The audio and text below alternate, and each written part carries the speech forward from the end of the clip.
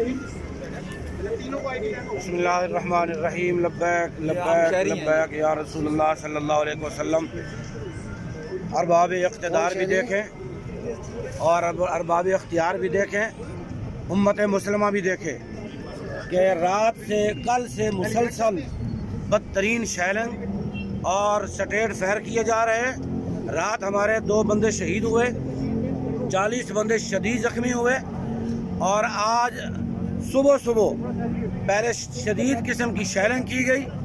جب یہ ناموس رسالت کا کاروان آگے چلا، اب سٹیٹ فائر مارے جا رہے ہیں۔ اب دیکھیں ایک بندہ ہمارا شہید ہو چکا ہے، یہ بھائی ہمارے شہید ہو چکے ہیں۔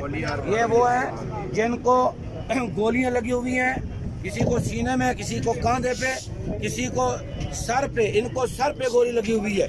ایک ہمارے بھائی ادھر لیٹے ہوئے ہیں اور ان کو کاندھے پر گولی لگی ہوئی ہے۔ میں آپ سے پوچھنا چاہتا ہوں، گولیاں کن کو مار رہے ہو؟ جو نہتے آ رہے ہیں، یہاں کوئی کاروان نہیں گزرے، یہاں کوئی مارچ نہیں ہوتے۔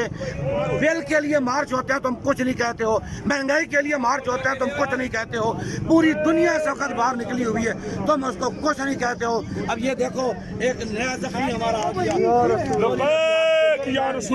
یہ امت مسلمہ جاگے، کب جاگے گی؟ کس لیے ہم پر ظلم کیا جا رہا ہے؟ اس ملک کے دشمنوں پر فائر نہیں ہوتے، اس ملک کو لوٹنے والوں پر فائر نہیں ہوتے، اس ملک کے راز اگلنے والوں پر فائر نہیں ہوتے۔ جو لوگ یا رسول اللہ کا نعرہ لگا رہے ہیں، نہتے آ رہے ہیں، خالی ہاتھ ہیں، اور ان کے ہاتھ میں ایک سٹک بھی نہیں ہے، ان پر کیوں گولیاں برسائی جا رہی ہیں؟